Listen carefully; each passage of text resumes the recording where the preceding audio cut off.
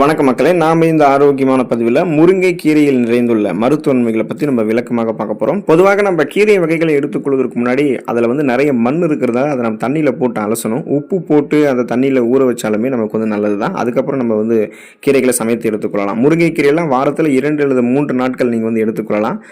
அதை விட அதிகமாக நீங்கள் எடுத்துக்கொள்ளக்கூடாது. அதே போல் முருங்கை கீரையை இரவு நேரங்களில் தவிர்க்கிறது நல்லது. ஏன்னா அது செரிமானம் ஆகிறதுக்கு கூடுதல் நேரம் எடுக்கும். ஸோ இந்த மாதிரி முறைகளில் நீங்கள் முருங்கைக்கீரை எடுத்துக்கோங்க. முருங்கைக்கீரை எடுத்துக்கொள்ளும் போது அதில் ஊட்டச்சத்து பெட்டகமே அடங்கியிருக்குன்னு சொல்லலாம். ஏன்னா முருங்கைக்கீரையில் ஆரஞ்சு பழங்களை விட 7 மடங்கு அதிக விட்டமின் சி இருக்குது. பாலூட்டக்கூடிய தாய்ப்பாலை விட அதிக கால்சியம் இருக்குது. வாழைப்பழத்தை விட 15 மடங்கு பொட்டாசியம் இருக்குது. இதெல்லாமே நம்மளுடைய உடல் சோர்வை நீக்கி உடனடியாக முருங்கைக்கீரை நமக்கு ஆற்றலை வழங்குது.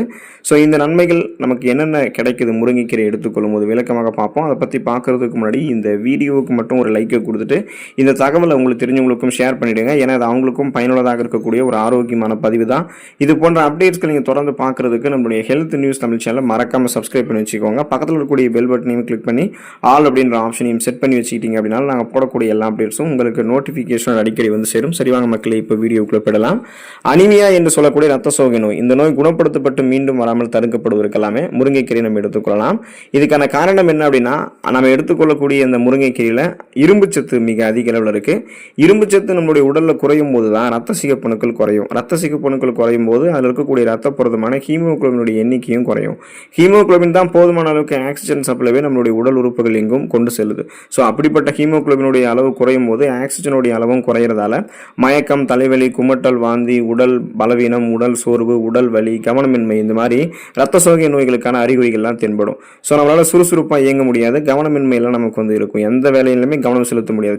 சின்னதாக கூட நமக்கு ஒரு இடத்துக்கு எழுந்து போகிறதுக்கு, கழிப்பறைக்கு எழுந்து போகிறதுக்கு ரிமோட் யூஸ் பண்ணுறது கூட நமக்கு பார்த்தீங்கன்னா சோம்பேறித்தனமாக தான் இருக்கும். ஸோ இதெல்லாம் கியூர் பண்ணணும்னா ஹீமோகுளோபினுடைய அளவை அதிகரிக்கிறதுக்கு, ரத்த சோகை நீக்கிறதுக்கு இரும்பு சத்து இருந்திருக்கக்கூடிய முருங்கைக்கீரையை வாரத்தில் 2 அல்லது 3 நாட்கள் மட்டுமே எடுத்துக்கொள்ளுங்க. இதுவே உங்களுக்கு அனிமியா ப்ராப்ளத்தை சரி பண்ணிட்டு ரத்தத்தை உங்களுக்கு சுத்திகரித்து பாதுகாக்கும். எலும்பு மற்றும் பற்களை உறுதிப்படுத்திக் கொள்வதற்கெல்லாமே முருங்கைக்கீரை எடுத்துக்கலாம். அதுக்கான காரணம் என்ன அப்படின்னா, முருங்கைக்கீரையில் இருக்கக்கூடிய அதிகப்படியான கால்சியம் மற்றும் பாஸ்பரஸ் சத்துக்கள் எலும்புகளை பலப்படுத்துது. இது வயது முதிர்வால ஏற்படக்கூடிய நோயான எலும்பு தேய்மானம், ஆஸ்டியோபோரோசிஸ் மற்றும் மூட்டு வலிகளை குறைக்கிறதுக்கு உங்களுக்கு உதவிகரமாக இருக்கும். அதாவது வயசானவங்களுக்கு மட்டும்தான் எலும்பு தொடர்பான பிரச்சனைகளை முருங்கைக்கீரை சரி பண்ணுமா, அப்போ இளைஞர்களுக்கு சரி பண்ணாதா அப்படின்னு கேட்டீங்கன்னா அப்படி கிடையாது. இளைஞர்களுக்கு இப்பெல்லாம் பார்த்தீங்கன்னா அதிகமாக அந்த முதுகு வலி ஏற்படுறது, கழுத்து வலி ஏற்படுறது, இந்த மாதிரி இருக்கக்கூடிய ப்ராப்ளமும் இருக்குங்க இல்லையா. ஸோ அவங்களுமே என்ன பண்ணலாம் அப்படின்னா, உடல் எலும்புகளை பலம் பெற வைத்து உடல் எலும்புகளை இரும்பு போல மாற்றிக்கிறதுக்கெல்லாம் முருங்கைக்கீரை எடுத்துக்கலாம்.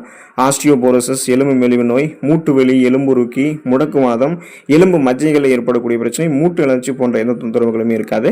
பற்களும் நமக்கு உறுதி பெறும். அதாவது 6 வயது சிறுவனிலிருந்து 60 வயது முதியவர் வரைக்குமே பார்த்தீங்கன்னா அவங்களுடைய பற்களை பலம் பெற வைத்துக்கொள்ளணும் முருங்கைக்கீரை எடுத்துக்கலாம். இதன் மூலமாக பற்கள் பலம் பெறும்போது எனாமல் லேயர் தேயாம ஸ்ட்ராங்காக நமக்கு இருக்க ஆரம்பிக்கும். குறிப்பாக பார்த்தீங்கன்னா அந்த பற்சொத்தை ஏற்படுவது, பற்சிதைவு ஏற்படுவது, கிருமி தொற்று அதிகமாக உருவாவது, ஈறுகளில் வீக்கம் ஏற்பட்டு ரத்த கசிவு ஏற்படுவது, இந்த மாதிரி பிரச்சனையுமே இருக்காது. சர்க்கரை நோயை கட்டுப்படுத்திக் கொள்வதற்கெல்லாம் முருங்கைக்கீரை நம்ம எடுத்துக்கலாம். நம்மளுடைய ரத்தத்தில் இருக்கக்கூடிய சர்க்கரையினுடைய அளவை சீராக வைக்கிறதுக்கு எல்லாமே பார்த்தீங்கன்னா முருங்கைக்கீரை ஹெல்ப் பண்ணும். அதுக்கான காரணம் என்னன்னா, நம்ம எடுத்துக்கொள்ளக்கூடிய இந்த முருங்கைக்கீரையில் ஐசோதியோசைனைடுகள் இது இருக்குங்க இல்லையா. இது செரிமானத்தின் போது என்ன பண்ணும் அப்படின்னா, சர்க்கரை உறிஞ்சப்படுவதை குறைக்கும். நீரிழிவு நோயாளிகளுக்கு இது ஒரு சிறந்த தீர்வாக இருக்கும். ஸோ உங்களுடைய சர்க்கரை உறிஞ்சப்படுவது பார்த்தீங்கன்னா குறைச்சி அதிகப்படியான சர்க்கரையினுடைய அளவை ரத்தத்தில் உயர்த்தாமல் பிளட்ல இருக்கக்கூடிய சுகரோட அளவை கண்ட்ரோல் பண்ணி நாளடைவில் அந்த சுகர் ப்ராப்ளத்திலிருந்து உங்களை விடுபட வைக்கும். போதுமான அளவுக்கு இன்சுலின் ஹார்மோனை உங்களுடைய ரத்தத்தில் சுரக்க வச்சு சர்க்கரை நோயிலிருந்து உங்களை விடுபட வைக்கும். ஒருவேளை இப்போ உங்களுக்கு சுகர் ப்ராப்ளம் இல்லை, ஃபியூச்சர்லையும் சுகர் ப்ராப்ளம் இருக்கக்கூடாதுன்னு நினைக்கக்கூடிய யங்ஸ்டர்ஸ் எல்லாம் இப்போ இருந்தே வாரத்தில் 2 அல்லது 3 நாட்கள் முருங்கைக்கீரை சமைத்து எடுத்துக்கிட்டீங்கன்னா நீரிழிவு அப்படின்ற நோயே உங்களுக்கு ஏற்படாது.